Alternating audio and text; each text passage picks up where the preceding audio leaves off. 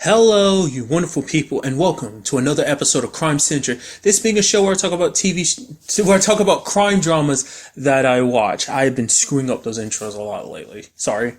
For today's episode, I'm going to talk about the season premiere of Elementary. First of all, before I really get started, I want to say, had no idea that Elementary is coming back. I'm actually recording this Wednesday. The episode came out Sunday. Did not know that. I don't know what it was. Something in my mind sparked me to check it out to see when Elementary was coming back. Because I already kind of thought if I remember correctly, I know definitely last year, I think.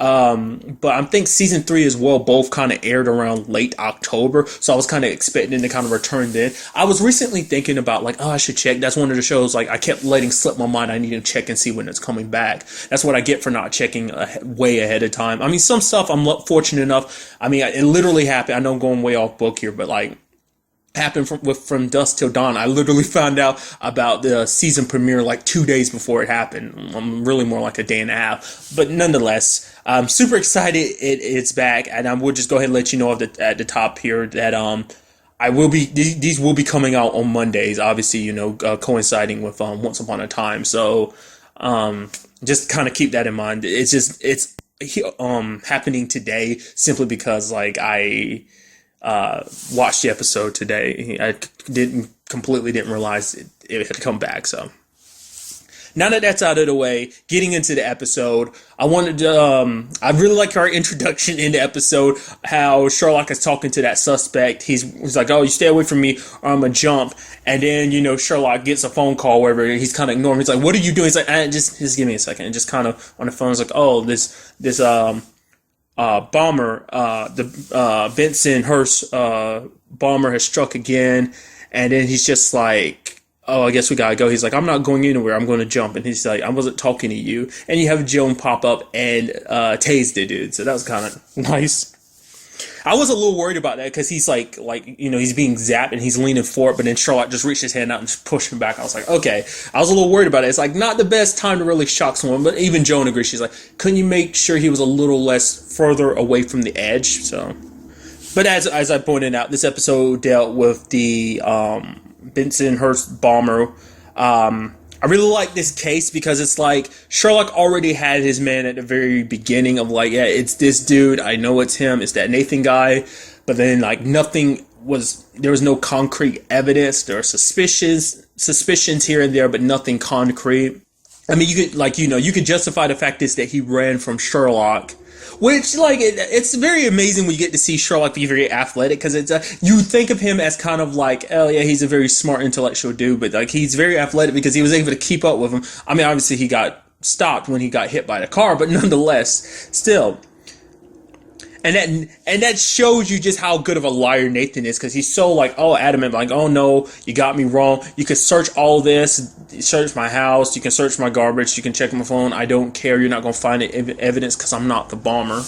Which, I mean, when it's all said and done, he was technically right. He wasn't the bomber. Technically, it was his old cellmate back in jail, or kind of a friend of his named Cray. So it's it turned out that he was the actual bomber. But the reason why him and Nathan kind of buddied up is because Nathan basically did all these bombings as a means of getting the edge up on a property. Basically, he was buying a property in Queens and make all these bombings go off in Flushing to kind of draw attention away from them into, so that people will kind of be afraid to go there and end up moving, getting more likely to draw more attention to his property in Queens, essentially. Which is some very messed up crap. I mean, I get that you want to do that. I mean, once again, that's a very shady aspect. So it's understandable that you want I can somewhat rationalize. It's still crazy, but still somewhat rationalize the reason why you did it, draw more attention towards your property. But the fact of the matter is you're letting people die. I guess in your mind, it's I'm going to make a boatload of money and it's worth all these people dying. It's you piece of crap. Especially the first dude that died at the beginning of the episode. I mean, granted, he was the second guy to die because before him, 7 weeks before him, there was another bomb. But the dude picked up a soccer ball and it exploded, just trying to hand it to the kids and be "Oh, is this yours?" And they're like, "No." Luckily for those kids that they didn't grab it, because it exploded. And the moment I saw it sewed up like that, I was thinking "Oh, is that going to be a target? Someone's going to shoot?" And he explodes. Oh, okay. because you even had Cray kind of threatening. He's like, oh yeah, we set up all these bombs around this. Me and my partner set up bombs all around the city, and they're very shiny looking. Some kids might find them, and it's just like, wow, you are just a piece of crap human being. Especially because he called them pieces of crap to Marcus, Joan, and Sherlock for like, oh, you're trying to, you think you can abuse your power, trying to take down a convict, threatening to send me back to jail, blah blah blah blah blah. It's like you lying sack of crap, and it's just the audacity he had to sit there and talk like that. I mean, he was motivated not to really say anything, motivated not to turn on Nathan, because it's like, well, he gets a chunk of the profits. And even if he was going to jail, at least some of that money would trail down to his family. So it was worth it. But then Sherlock and them kind of screw that deal up for him. So it's kind of like, you don't deserve anything. So very interesting case. We also had like an interesting story element in this week's episode, where basically you have, because Sherlock's bringing up the fact is that it's nearing Joan's 5-year anniversary of them working together, her being as a detective, when working with him as a consultant, to be more precise or whatever. And the fact is, he kind of throws out the fact is that this is kind of her third career. She's kind of bounced from different job to different job after a couple years, being a surgeon, then a sober companion, now a detective. And she's kind of like, okay, so what's your point? Like, initially it seems like to me, Sherlock's main point was he was actually scared. He was afraid that she would change jobs because, he wouldn't outright. I mean, I think, it's kind of established, but I don't know whether he'd really outright say it is he'd miss her too much if she actually did. Like, if they weren't working together, like, he would miss her a lot because she's his partner. I'd probably go as far as saying that she's his best friend. Like, she's the person that he relies on the most. Like, she's his partner in all this, so he would miss having her around, I'm sure he probably justify it and be like, yeah, my job wouldn't suffer. I'd still get things done, but it just wouldn't be the same without her. I mean, because a lot of times, Joan adds a different perspective to things. She helps him see things that he might not be able to see. So, maybe at this point in time, he might be like, yeah, I could do the job, but, it wouldn't be the same because you add an element to this job and you help make me a better detective. We're better detectives because we work together, because we're like the ultimate duo.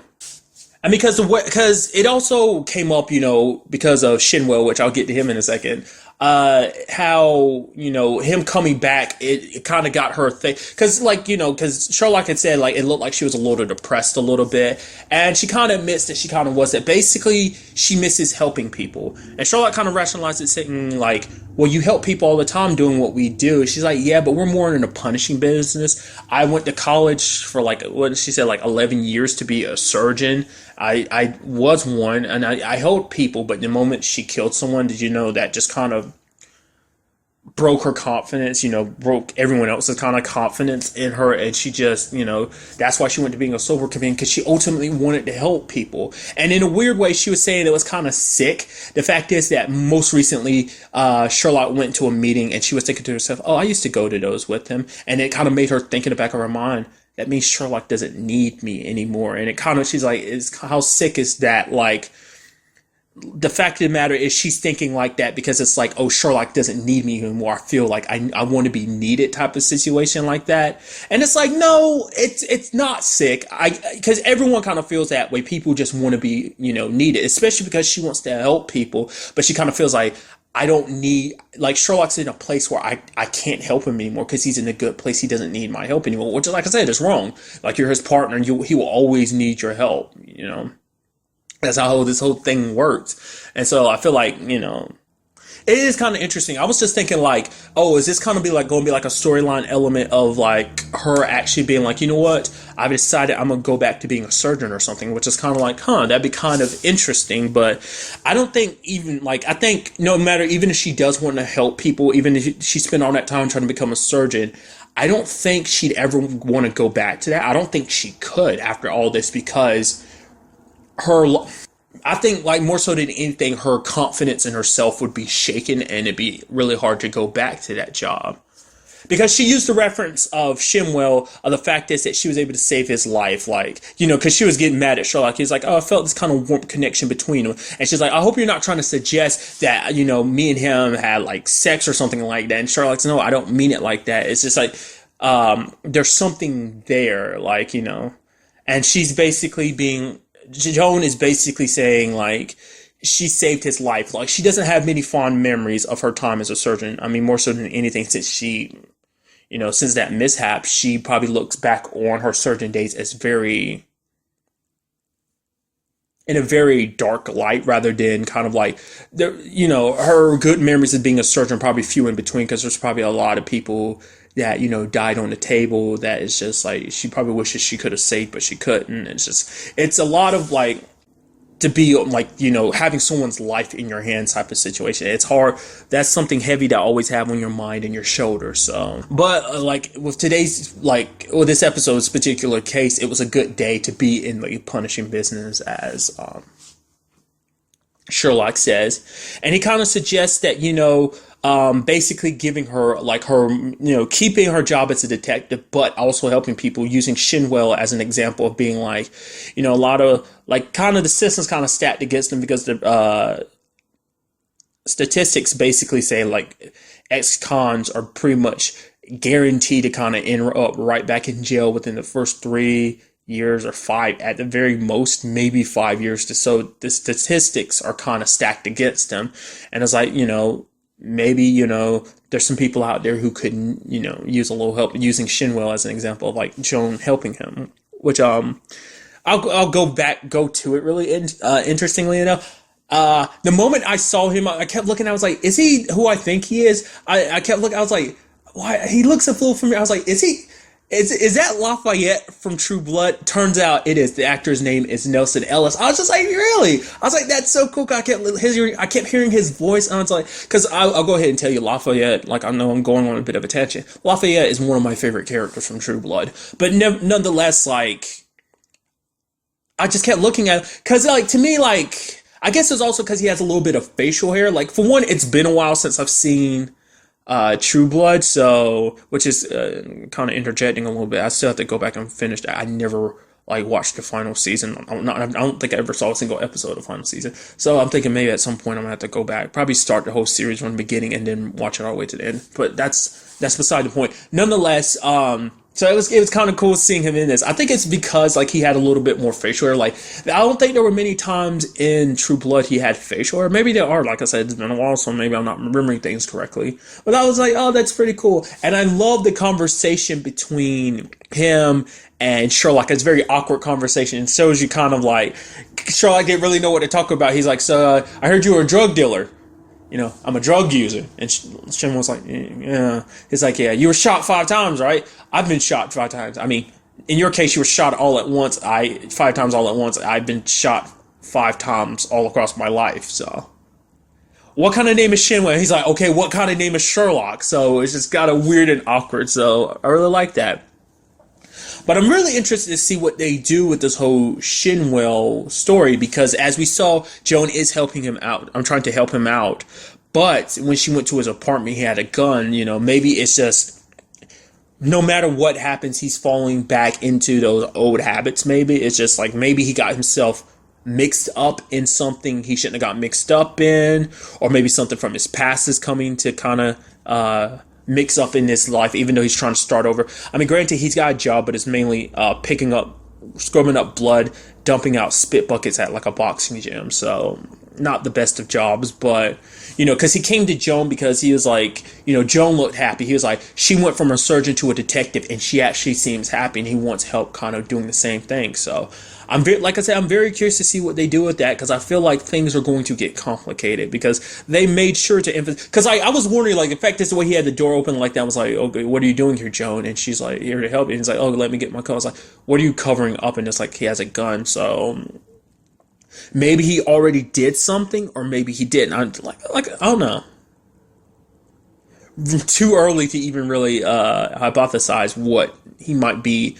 That might be. I mean, for all I know, maybe it's for protection. Like I said, the past coming back to rear its ugly head, and he's trying to deal with that. I mean, because it does seem like he might have been on a straight and narrow But like I said, situations, statistics stacked against them. It's like, if they don't get the proper help, it's easier to fall into bad habits. So maybe Joe will be able to help them. So I'm also curious, will Sherlock's dad be up? I'm curious, like, what's going to be like the overall like arc in this season, because last season it was dealing with that like basically cabal organization that Moriarty led, that now Sherlock's dad leads. I'm curious, like, will he make an appearance this season? Maybe not. Will any of them make any appearances, like anyone connected to this cabal? So, but really, that's all I really wanted to talk about in this episode. Like I said at the beginning, I kind of just want to reiterate it. These will be returning to a normal schedule, so these will be coming out on Mondays. It's only coming out now because because I only found out yesterday about it, but rather earlier this morning. So, and also note that there won't be an episode next week, debates and stuff. So, I say next week. Oh yeah, Sunday. There won't be another episode this Sunday, so there'll be another one the following Sunday, which will be the 16th. So just kind of keep that in mind. So, but like always, to the next time we meet, be happy, be safe, live life to the fullest, and enjoy it. Good day and goodbye.